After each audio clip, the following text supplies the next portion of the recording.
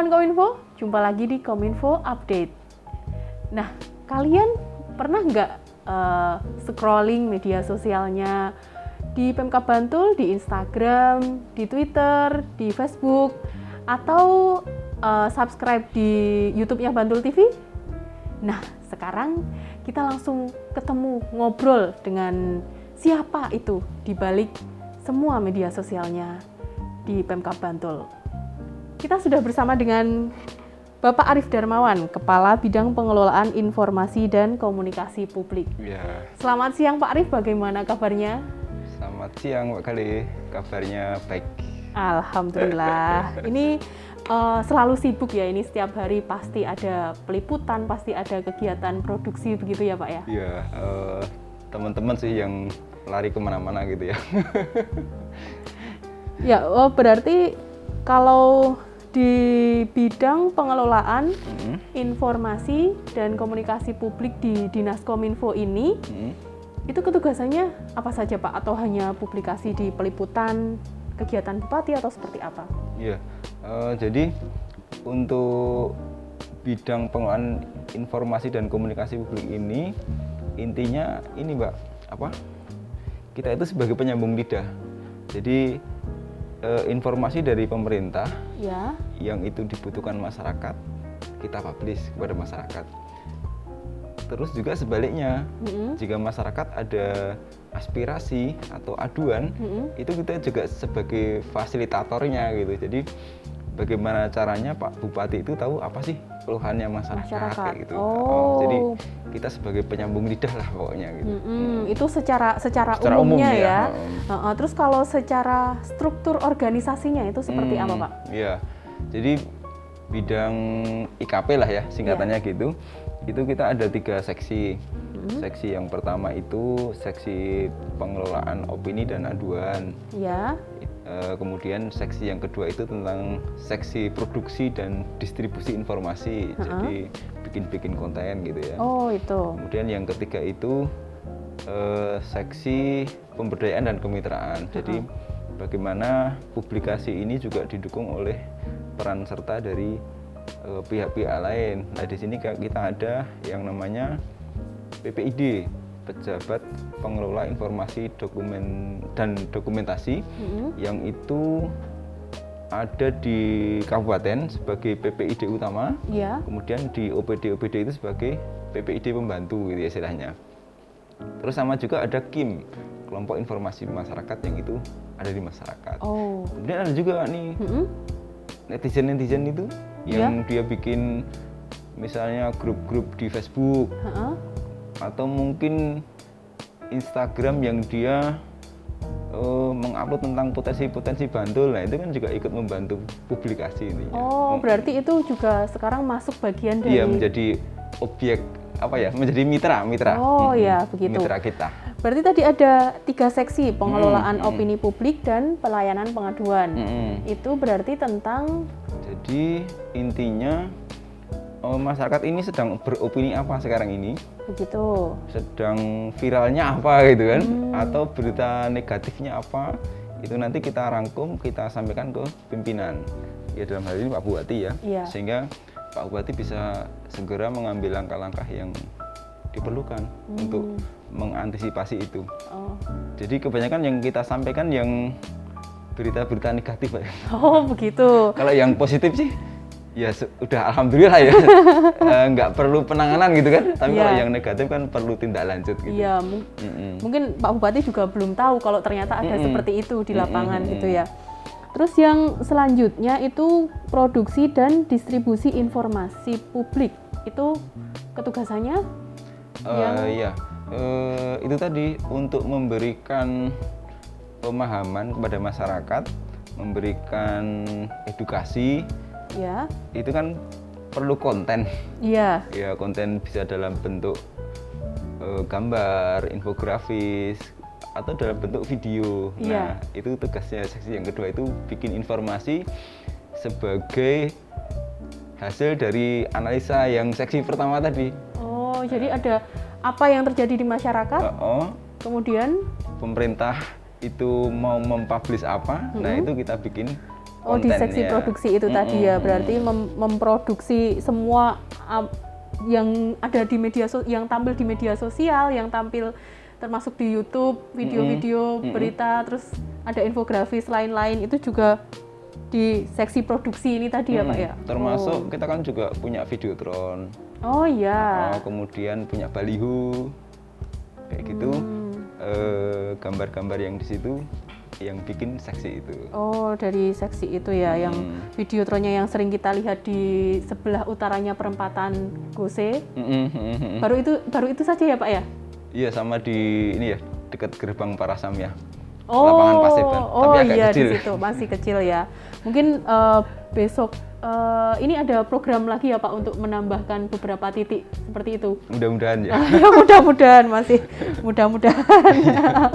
Dan selanjutnya ada seksi pemberdayaan dan kemitraan. Itu tadi sudah sedikit dijelaskan ya Pak.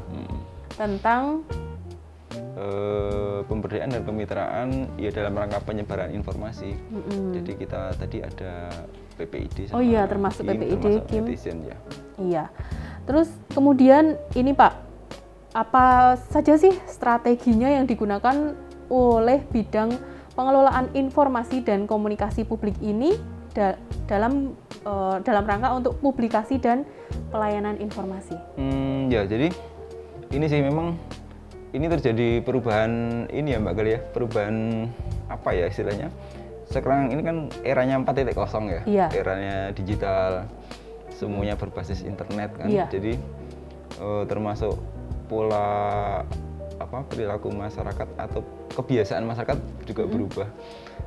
Jadi kebetulan sejak 2019 itu kita mulai bangun ini deh yang media sosial. Udah mulai kita garap serius gitu ya. Yang tadinya kita lebih fokus ke yang konvensional ya, yang kayak surat kabar, televisi, kemudian radio. Itu mulai 2019 kita mulai garap serius juga yang media sosial gitu kan. Dulu kan memang awalnya media sosial itu kan hanya untuk main-main ya. Kita buat cari teman kan. Pada waktu saya masih muda dulu. Sekarang masih muda deh. Mudah-mudahan. Tapi sekarang sudah mulai serius dan ternyata medianya juga udah followernya banyak, engagementnya juga sudah lumayan ya. Lumayan lah. Jadi kalau dulu awal itu kan 2019 itu ya masih sedikit lah followernya atau subscribernya gitu ya.